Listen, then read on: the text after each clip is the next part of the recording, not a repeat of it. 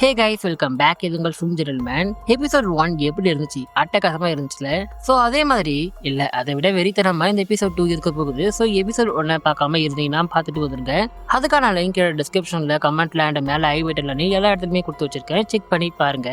சரி, வளவலான பேச தேவையில்ல, வாங்க ஸ்டோரிக்குள்ள போயிடுவோம். பட் அதுக்கு முன்னாடி உங்களுக்கு இந்த மாதிரி ஹாரர் சீரிஸ் மூவிஸ்ல ரொம்ப பிடிக்கும் அப்படின்னா நம்ம சேனலை சப்ஸ்கிரைப் பண்ணிக்கோங்க. ஏன்னா அதுக்காக தான் நாங்கள் இருக்கோம். அப்படியே வீடியோக்கு ஒரு லைக்குமே பண்ணிடுங்க. ஏன்னா நீங்க பண்ற ஒவ்வொரு லைக்குமே எங்களுக்கு மிகப்பெரிய சப்போர்ட். ஸோ மறக்காம லைக் பண்ணிட்டு பாருங்க மக்களே. எபிசோட் 2 ஸ்டார்டிங் சீன்ல லில்லிக்கு நைட் நடந்தது எல்லாமே கனவா வருது. அதை நினைச்சு பார்த்துட்டு மிரண்டு போய் எழுந்திருக்கா. அப்படியே கட் பண்ணா ராணி வீட்டுக்கு முன்னாடி போலீஸ்காரங்க என்னைய அந்த கருப்பை மேல கேஸை போட்டு க்ளோஸ் பண்ணிடலாம் அப்படின்ட்டு பார்த்தா இந்த லில்லி பொண்ணு ஒத்து வரவே மாட்டா. பாடியே கிடைக்காத கேஸை எப்படியா க்ளோஸ் பண்றது அப்படின்னு புலம்பிட்டு இருக்காங்க.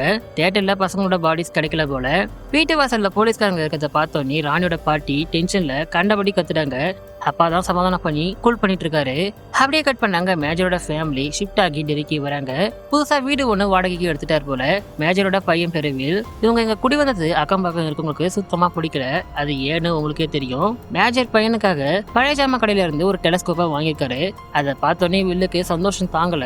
ஏன்னா அவனுக்கு சயின்ஸ்னா ரொம்ப பிடிக்கும். சாரி, மேஜரோட ஒய்ஃப் நேம் சொல்ல மறந்துட்டேன்ல, அவங்க பேர் சார்லட். அப்படியே கட் பண்ணாங்க ஸ்கூலுக்கு மார்ச் பண்ணு வரா. வாசல்ல அவரோட கிளாஸ்மேட்ஸ் எல்லாமே நின்று பேசிட்டு இருக்காங்க. இவளுக்கு அங்க கூட ஜாலியா ஃப்ரெண்ட்ஸா இருக்கணும் அப்படின்ட்டு ஆசைதான். ஆனா அவங்க இவ்வளவு பெருசா கண்டுக்கவே மாட்டாளுங்க. பட் ஆனா இருந்தாலும் இவ அவங்க கூட போய் பேசுறா. ஆனா அவளுங்க இவ்வளவு பெருசா கண்டுக்காம ஏதோ சோக்கோன்னு சொல்லி சிரிச்சு பேசிட்டு இருக்காங்க. ஆனா இவளுமே கூட சேர்ந்து சிரிக்கிறா. அப்ப இளன்ற பொண்ணு இவ கலாய்க்க பேட்டின்ற பொண்ணு இவள நோஸ் கட் பண்ணிடுறா. அப்ப பார்த்தா ராணி ஸ்கூலுக்கு வரா. வந்தோடனே லில்லியை பார்த்து பேசுறா. அதை பார்த்தோன்னே மேட்ச்க்கு சுத்தமா பிடிக்கல, டென்ஷன் ஆகுது. அப்புறம் கிளாஸ்ல லில்லி சோகமா இருக்க இந்த மேட்ச் பொண்ணு ஏதோ ஆதல் சொல்ற மாதிரி சொல்லிட்டு உடனே ஏன் அந்த ராணி கிட்ட நீ பேசுற, அவ நம்ம ஆளுங்க இல்ல அப்படின்ற மாதிரி பேசுறா. அதை கேட்டனே லில்லிக்கு டென்ஷன் ஆகுது. அப்புறம் கிளாஸ் ஸ்டார்ட் ஆக நம்ம வெல் பையன் அடிச்சு பிடிச்சி வரான். ஃபர்ஸ்ட் டேன்றதுனால கிளாஸை கண்டுபிடிக்க முடியல அப்படின்ட்டு சாரி கேட்குறான். சரிப்பா போய் உட்கார அப்படின்னு சொல்ல லைப்ரரியில வந்து உட்காரான். அப்ப பசங்க சேரை பிடிச்சி பின்னாடி எடுத்துடுறானுங்க. அவன் விழுந்துடுறான். அப்ப கீழே விழுந்த பென்சில ஒருத்தன் எடுத்து கொடுக்குறான். அப்படியே கட் பண்ணாங்க ஆர்மி பேஸ்ல மேஜரை வந்து அட்டாக் பண்ணது யாருன்னு கண்டுபிடிச்சிட்டாங்களாம். அது மாஸ்டர்ஸ் தான். அவனை அரெஸ்ட் பண்ணி வச்சுப்பா அப்படின்ட்டு ஜெனரல் சொல்றாரு. அப்ப மேஜர் ஜெனரல் கிட்ட அந்த கன்னோட மாடல் நீங்க என்ன அப்படின்ட்டு கேட்டு கன்ஃபார்ம் பண்ணிட்டு போறாரு. அப்புறம் அப்படியே கட் பண்ணா சார்லட் கறி கடைக்கு வராங்க. கடையில கறியை வாங்கிட்டு கிளம்ப வெளியே ஒரு பையனை 3 பசங்க போட்டு புழக்கிறானுங்க. அதை பார்த்தும் ஒருத்தனும் கண்டுக்கவே இல்லை. என்னன்னு கேட்டா பசங்கன்னா அப்படிதான் இருப்பாங்க அப்படின்ட்டு சொல்றாங்க. ஆனா சார்லட்க்கு சுத்தமா பிடிக்கல. உடனே போய் தடுக்கிறாங்க. ஆனா அந்த பசங்க சார்லட்டை சுத்தமா மதிக்கவே இல்லை. திரும்ப அந்த பையனை துரத்திட்டு போறானுங்க. அந்த சமயம் சுத்தி இருக்கவங்க எல்லாருமே சார்லட்டை தான் ஏதோ வேண்டாதால பாக்குற மாதிரி பாக்குறாங்க. சோ நைட் இதை பத்தி வீட்டுல சொல்லிட்டு இருக்காங்க. அண்ட் பையனை பார்த்து ஆம்பளன்ற திமிரு சுத்தமா இருக்கவே கூடாதுடா அப்படின்ட்டு அட்வைஸ் பண்றாங்க. அப்படியே கட் பண்ணி ராணி வீட்டு பக்கம் வந்தா பாட்டி இன்னுமே டென்ஷன்ல ராணியை திட்டிட்டு இருக்காங்க. அப்பாதான் சமாதானம் பண்ணிட்டு இருக்காரு. அதனால ராணி கடுப்புல தூங்க முடியாம தூங்கிட்டு இருக்கா. அவ திடீர்னு பார்த்தா இதய துடிப்பு ரொம்ப பலமா கேக்குது. அந்த சத்தம் கேட்டோடனே இவ பெட்ஷீட்டை விளக்க பாக்குறா. ஆனா இழுத்துட்டே இருந்தா அது வந்துட்டே இருக்கு. உடனே பார்த்தா பெட்ஷீட் தடிமனா ஏதோ தோல் மாதிரி இருக்கு. பிசு பிசுன்னு ஓட்டுது. உடனே உள்ள தண்ணியுமே வந்துடுது. இவ பயத்துல அதை கிழிச்சுக்கிட்டு வெளியே வந்தா என்னமோ அம்மாவோட வயிற்றுல இருந்து வெளியே வந்த மாதிரி இருக்கு. சாரி, மாதிரி இல்ல, அம்மாவோட வயிறே தான். இவ பார்த்து மிரண்டு போயிடுறா. என்ன அம்மா ஆல்ரெடி இறந்துட்டாங்க. பொண்ணை பார்த்தா அம்மா ஏமா எனக்கு இப்படி பண்ணா அப்படின்ட்டு கேக்குறாங்க. இவ என்ன பண்ணா அப்படின்ட்டு தெரியல. ஆனா அதை கேட்டு ரொம்பவுமே ஃபீல் பண்றா.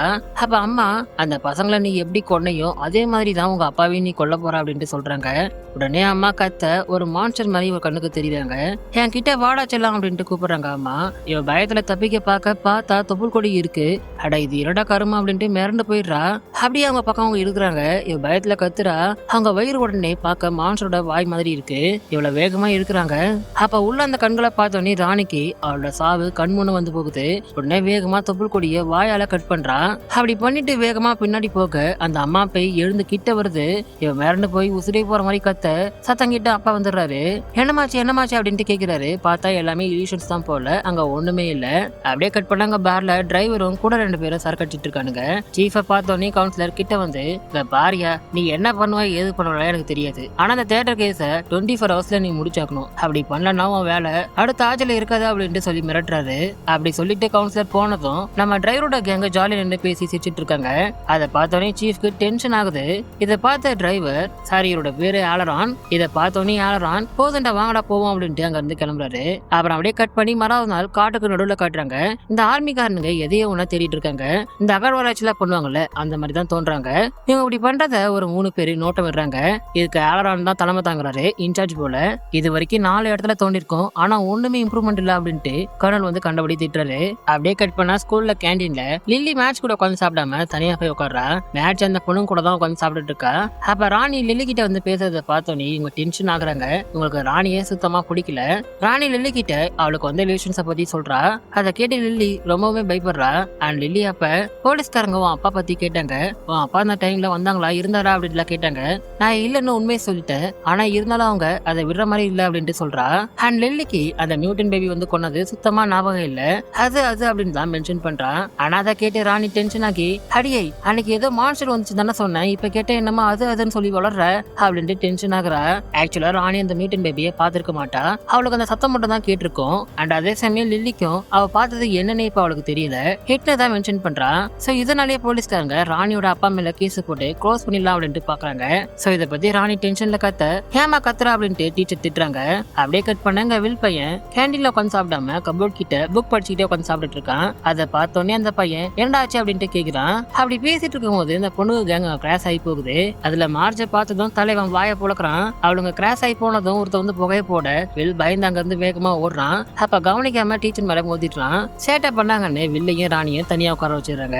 அப்ப 2 பேருமே இன்ட்ரோடியூஸ் பண்ணிக்கிறாங்க. அப்படியே வெளியே பார்த்தா லில்லிய போலீஸ்காரங்க வந்து கூட்டிட்டு போறாங்க. போலீஸ் ஸ்டேஷன்ல சீஃப் லில்லிய விசாரிக்கிறாரு. அப்ப லில்லி, நான் தான் எல்லாம் உண்மையும் சொல்லிட்டேன் சீஃப், அப்புறம் ஏன் என்ன திரும்ப திரும்ப கூட்டிட்டு வந்து விசாரிக்கிறீங்க அப்படின்னு கேட்கட்டா. அதுக்கு சீஃப், மணால பாதிக்கப்பட்ட பொண்ணு தான் இதை பண்ணதுன்னு ஊர் முழுக்க பேசிக்கிறாங்க, என்னம்மா நான் சொல்ல வரது உனக்கு புரியுதா அப்படின்னு கேட்கிறாரு. லில்லி அப்பா இருந்ததுக்கு அப்புறம் கொஞ்சம் மென்டலி பாதிக்கப்பட்டிருக்கா, அதனால லில்லிய கொஞ்ச நாளா அசைலம்ல வச்சிருந்திருக்காங்க. சோ இததான் சீஃப் இன்டைரக்டா சொல்லி லில்லிய மிரட்டுறாரு. நான் உன்கிட்ட என்ன எக்ஸ்பெக்ட் பண்றேன்னு உனக்கு நல்லா தெரியும், நான் எக்ஸ்பெக்ட் பண்ற பதில நீ சொல்லிட்டுனா திரும்ப அந்த அசலமுக்கு நீ போக மாட்டா அப்படின்ட்டு மிரட்டுறாரு.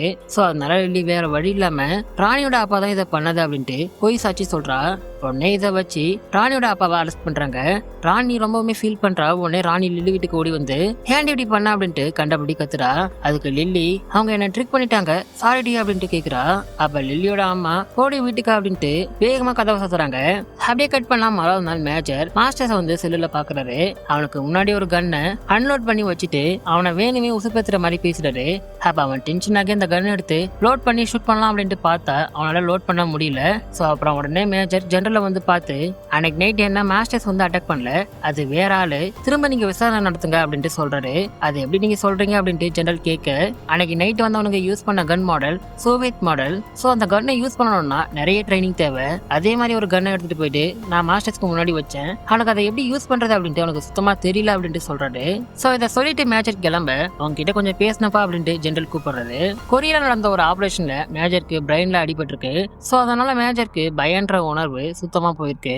இதை செக் பண்ணி பார்க்க தான் ஜெனரல் இப்படி ஒரு டெஸ்ட் பண்ணிருக்காரு. சோ எங்க ஆபரேஷனுக்கு உன்ன மாதிரி பயம்னா என்னன்னு தெரியாத ஒரு ஆள் தான் வேணும்னா அப்படின்ட்டு சொல்றாரு. அப்படி என்ன ஆபரேஷன் தெரியல. அப்படியே கட் பண்ணாங்க லில்லி சூப்பர் மார்க்கெட்டுக்கு வரா. அப்ப லில்லிக்கு சொன்னா சுத்தி நடக்கிறது எல்லாமே ஒரு மாதிரி ஸ்ட்ரேஞ்சா தெரியுது. சுத்தி இருக்க எல்லாருமே லில்லிய வைத்தியக்காரி, கொலகாரி, இவன் மோசமானவ அப்படின்ட்டு சொல்றாங்க. அவ பயந்து வேகமா ட்ராலி தள்ளிக்கிட்டு போறா. அப்ப பின்னாடி பெனிவைஸ் மாதிரியே பிஹேவ் பண்ணிட்டு ஒருத்தர் ஃபாலோ பண்ணிட்டு வர்றாரு. அது மட்டும் இல்லாம அப்ப ஸ்பீக்கர்லயுமே இவளை பத்தி தான் பேசுறாங்க. லில்லி அதை கேட்டு பயத்துல வேகமா போக வழியே இல்லாம பிளாக் ஆகி நிக்கிறா. அண்ட் அந்த ரேக்ல இருக்க எல்லா பேக்கேஜஸ்லயுமே இவரோட ஃப்ரெண்ட்ஸ் கூட தான் இருக்கு. அதை பார்த்து இவ பயந்து போய் நிக்க, உடனே அவங்க முகம் அழுகி போன மாதிரி ஆகுது. அதை பார்த்த உடனே லில்லி மிரண்டு போயிடுறா. வேகமா பின்னாடி திரும்பி ஓட பின்னாடியும் பிளாக் ஆகி நிற்கு.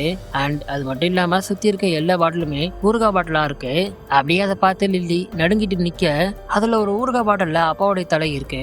எப்படிமா இருக்க, எனக்கு ஒரு கீஸ் கொடுமா அப்படின்ட்டு அவர் நாக்கா நீட்ட லில்லி பயந்து போயிடுறா.